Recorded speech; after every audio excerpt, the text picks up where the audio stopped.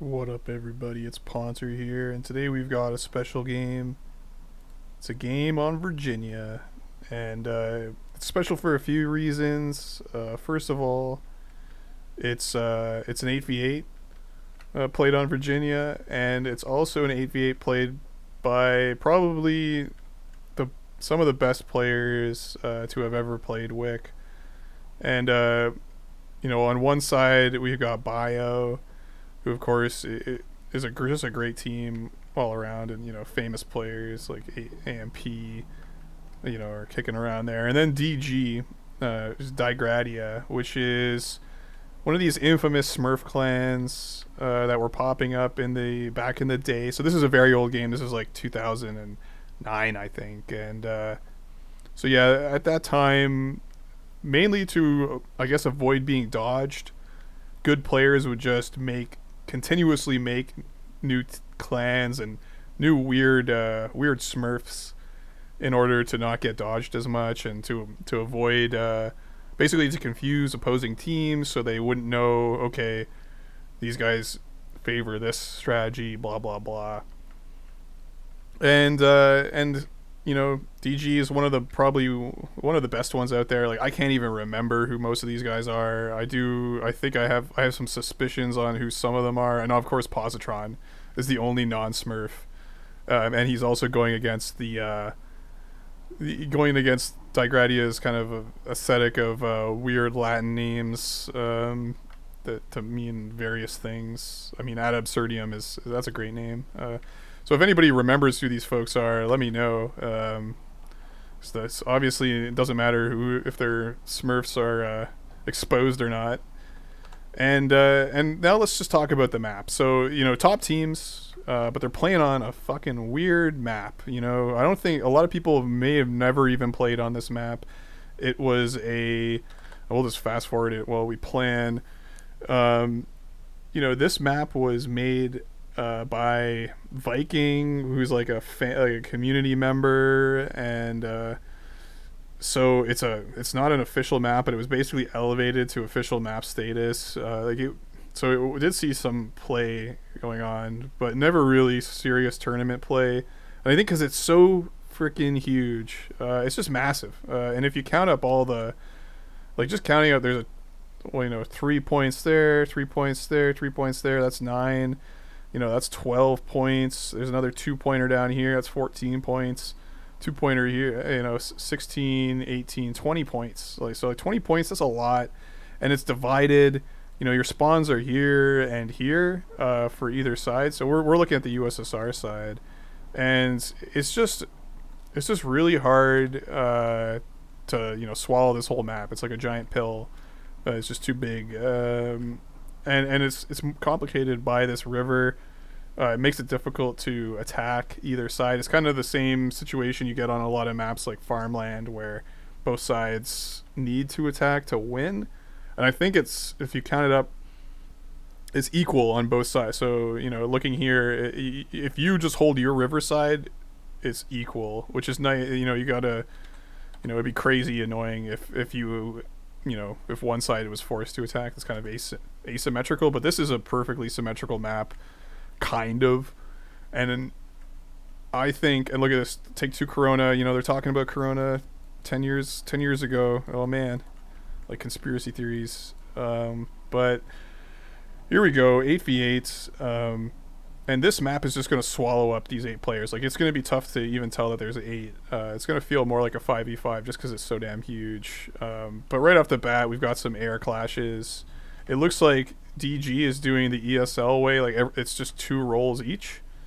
But Bio is going to not go ESL for what it's worth. And yeah, see, look, there's a third air player right there. So the inf player... So they're down a certain player, and they're going to have a drop eventually. But what do you do in this map? It's a big problem. It's a big question mark on how you approach this map. But I think DG has it figured out. And what you're going to see, so obviously you got to cross the river if you're going to win, right? There's a good crossing here because this is like a nice protected bridge. There's a good crossing here because it's a ford. There's a good crossing here again because it's a ford, and you can kind of get cover. It's wider. These bridges aren't too bad, but like this bridge, it's so long and narrow. You get TB'd before you even cross it. And this is great stuff, harassing the cap of the triple pointer.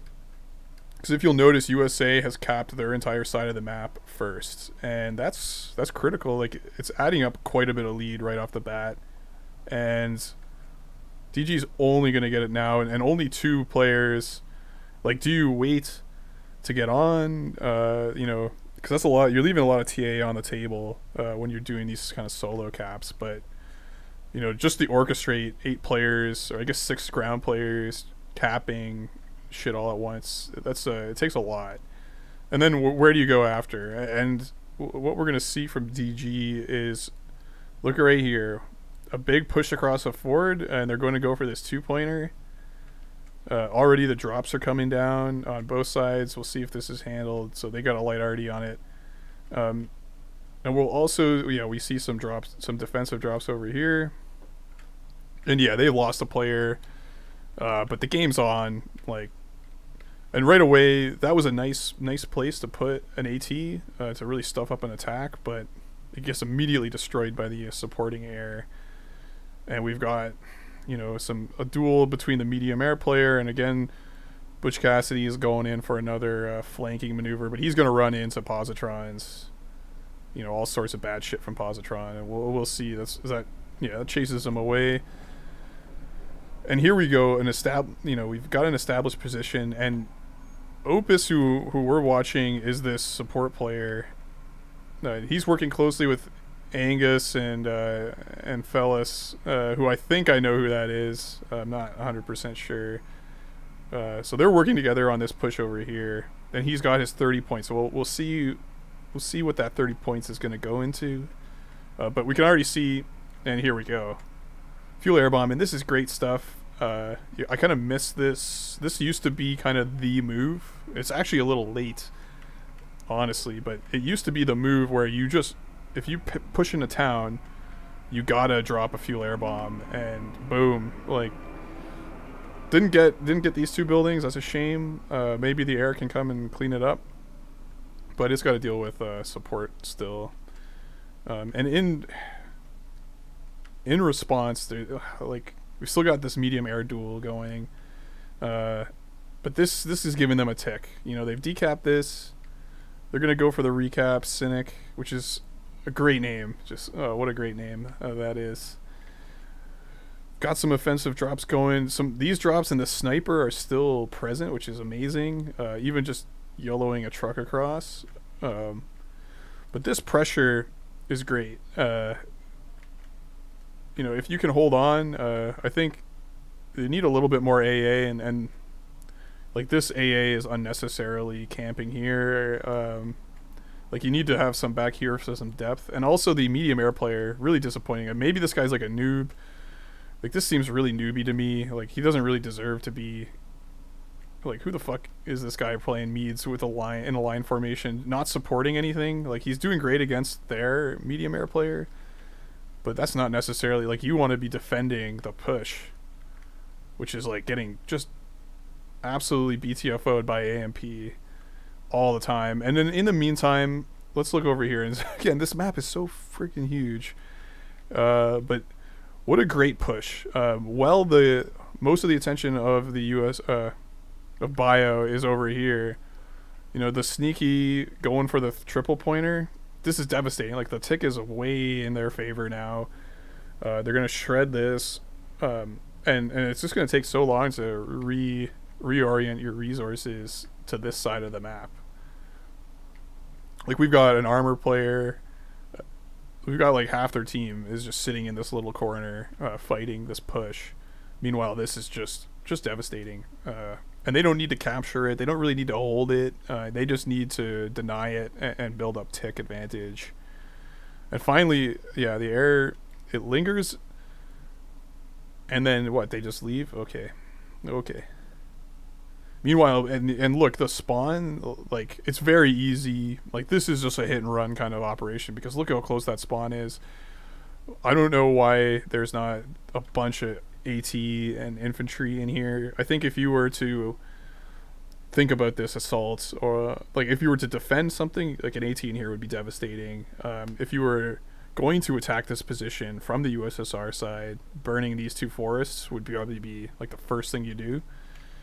And they just get the advantage now, just from decapping that triple pointer enough. We'll see. Maybe they can even get a cap of it, but the response is pretty overwhelming on this side. And meanwhile, they're just chopping it up. There's ATs still in these buildings. You know, that's brutal. The medium air battle is continuing, but here we go. AMP is coming to the rescue, and he's going to clean that up, no problem. Really not much you can do. Again, the medium air is not in the right position to help out. And are they still? No, they're not down a player. They got a replacement real quick. That's good. And if you notice, there was this great, they noticed. Look at this great position up here to deal with down here, and oh man, the artillery, just brutal. And over here, this got cleaned up, and so this guy had missioned all the way to help support that, but he was too late, and now he has to mission all the way back. And again, he can't really help much, but he's squaring off against the medium air player. And here we go. It's a stalemate again. It's like a very passive. I guess this map rewards passive play quite a bit because it's perfectly divided. But you're gonna have to attack if you want to win, especially if you're down. And look at this desperation. Like, they've got no AA in the area. Ooh, he gets 3. That's brutal. You know, AMP should stick to playing armor. But yeah, that's again, like if I would want my medium air tucked behind this island and just intercepting their air every time he comes. And look at this desperation drops. And I know people flame me for dropping on CPs, but the appropriate thing is, like, dropping directly on CPs is fine as long as you know that they're clear, or you have a reasonable idea that they will be clear, because let's say you have TA coming down on it, or you've communicated to your air player to clear it. They just did blind drops and immediately got chopped up and lost everything. So that's a pretty significant mistake. That's 15 TA pissed away on suicide drops. But just the defense here, and now oh wow. Now they do the drops, and so here we go. They double down on it, and there we go. They get the cap, good stuff, and they get the lead. So little moves like that, I would have liked to see, like, the first wave of paras maybe come in after those clusters, and then set up some defense.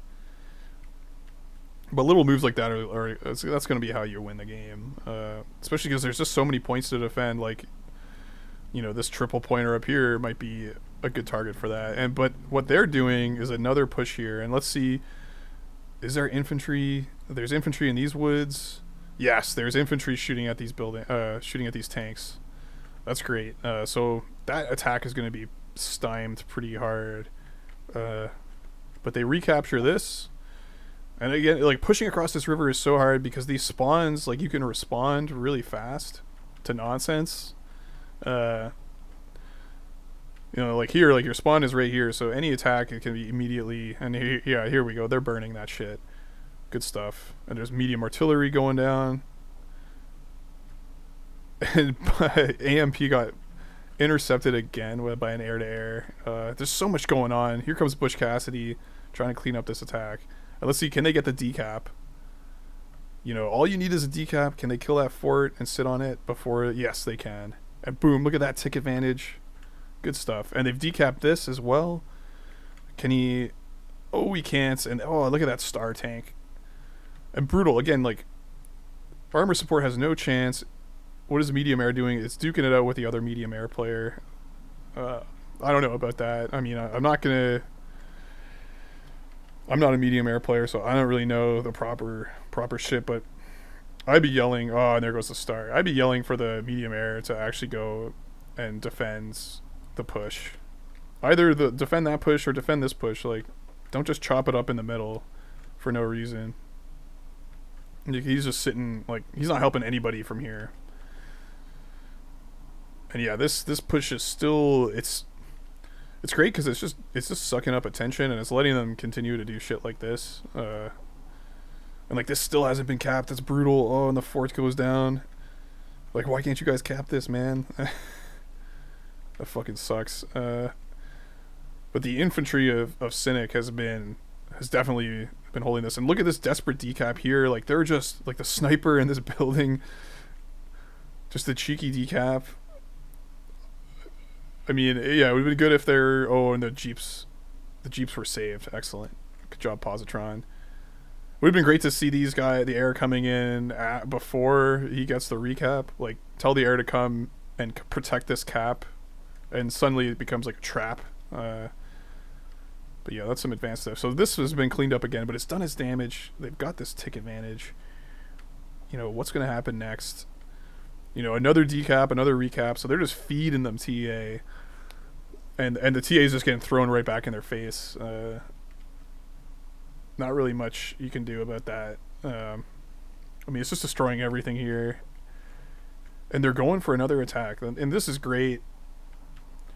I mean, imagine being on a voice chat with 8 people. I can just imagine now with the players we've got trying to organize this shit. You know, you've got 2 simultaneous attacks going continuously, and you have to defend this whole massive stretch. You know, I trash this map. I slag this map quite a bit, but seeing these guys play on it, it reminds me almost of like a war game map. Like, it's just a lot bigger. And because of the size, it goes a little slower. And oh, another air to air. Oh man, good job, Opus. Just air to air like a motherfucker. And yeah, this map really encourages these big strategic pushes that you don't really see a lot. You kind of just see, like on a seaside match, for instance, like it's usually you got to fight in the town, and maybe there's like a sideshow fight on the beach. Even in an 8v8, that seems. Oh yeah, look at this, just getting BTFO'd by. You know, if I have to criticize, like somebody in a game just because that's how I am, and so I'm criticizing that shit. This poor play, and here we go. They've dropped this again. This attack is being beat up, but look at it. What a successful. You know, they got ATs in here now. I don't even know how they got up there. And again, dropping right on the points. Is it valid? I think so. Especially tanks. Like, where else are you gonna drop the tanks? You know, and they're preventing the cap. Like, that would have been capped if it wasn't for the CP dropping. So yeah, I'm gonna stand by it. And here comes their medium air player is exactly where he needs to be. Boom. And they air to air that shit. So heavy air supports, drop combo is great. And oh no, the sniper goes down. Oh, that hurt. So that's the issue with just, you know, when you're pushing. And look at this, they're dropping again. Excellent follow up. When you're pushing this stuff like relentlessly, you are going to, you know, and they've decapped desperately. They gave them so much TA, and they're just going to use it to hammer you. And yeah, here we go. Again, see, dropped on the point. They got the cap. Tank talk shit about that. That's pretty beautiful. And yeah, he's thanking them. Look at that. He has time to troll because he's dropping directly on CPs. Absolutely fucking them up. This side is getting destroyed. They're even cleaning up the drops, like the special forces. Oh, this is ATs. How did he get an AT back there? Excellent stuff. And here we go. Yeah, more medium air fights. But again, he blew his load all over the medium air player, and the air player himself can just devastate. But he did kill the scout. It looks like the scout is down. That's all that matters. And here we go. They're saving. Look at that. Look at this. We can see them saving in real time. They're going to drop a nuke on this shit. And, you know, questionable, like, this will give you an idea on the scale of this map. This fucking nuke. And how little impact it actually has on how things go. But yeah, they're saving for it. I think you need like a triple nuke just to even have some game impact. just because of the size. And somebody who like some nerd can tell me like, are there different map sizes? Like I thought there were only just one. And nice missed air to air. Here comes the nuke. Is there only one map size, or can you have bigger map sizes? I thought it was like a 10 by 10 kilometer kind of concept, and that's an okay nuke. It's gonna decap. Yeah, it decaps both those points. And look at this, just insane push. Like fuck the forward. We tried that too way too much. We're just gonna roll right down the bridge, and exactly that. You get tank bustered. It's just it's too narrow. Oof. But the tanks get across, and they're gonna go for the cap, and the push down here, desperate decaps, but really you got to work on, and more desperate decaps over here.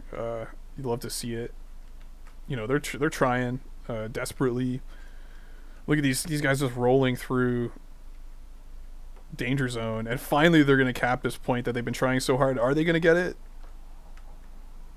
Come on, just roll, just go for it. Oh, that's satisfying. Yeah, they got it. Beautiful. Once again, the medium air player, he's surviving, but he's not helping the most important push. He's just killing their medium air player, and he's dying. Lost his captain to an obvious anti-air. Here we go. Combo drops. So they're counter dropping this, and they're dropping the heavy air support. Beautiful stuff. Are they going to get the quick cap? Oh, they get the quick cap. And they're going to drop. And they're going to sit there. I don't know about that moving off the point. If they had stayed there, I think they would have kept that point under control. Meanwhile, they're all these cheeky decaps. Like they recap this. This is well secured. And if they can recap this and just sit here, they've got the W. They got the W in their hands. AMP is just devastating. I wouldn't be surprised if he threw a scan down there. Just because it's so critical. And yeah, this guy, he dropped on the point. He's denying the point. They're gonna make a big deal about this. And another air to air, brutal. And look at this decap. Oh, it's so close. They just keep decapping things. So that's decap. That's still decapped. He's running for it. Somehow this shit survived. But the air comes in. Can he stop him? Oh, he can't stop him. He gets the cap. Beautiful stuff. And look at this. They rolled over here with the medium AA. And I think they're gonna take it. I think DG is gonna take it. What an exciting, I bully Virginia, but I think these players are so good that they just elevate the game. Oh yeah, beautiful. Except for this guy, they just elevate the game. So even if you hand them a shitty map, they're gonna make a good one out of it. And I think this one really demonstrates the importance of like teamwork and coordination and timing attacks. And you just need to find find the weak point, Schwerpunk into that, keep attacking it, flank them to distract them, but really the aggressive offensive on this won them the game. I think they just wore them down and got enough caps and just drew so much attention here that they could do dumb shit like capture this and really attacking and dropping this point. That's not gonna change the balance too much in their favor because USA kept losing a 2-pointer and a triple pointer. If you just keep capturing this, but even then they kept it close. Like Bio is no slouch either. So yeah, great game on Virginia. A special thanks to Good Player who sent this to me. Keep sending me good replays, guys, and I'll keep doing these videos. I mean, I have a ton of replays myself, but I think the more replays, the merrier, in my opinion. So yeah. Kudos to those teams. Blast from the past. Kudos to Virginia, and thanks, guys.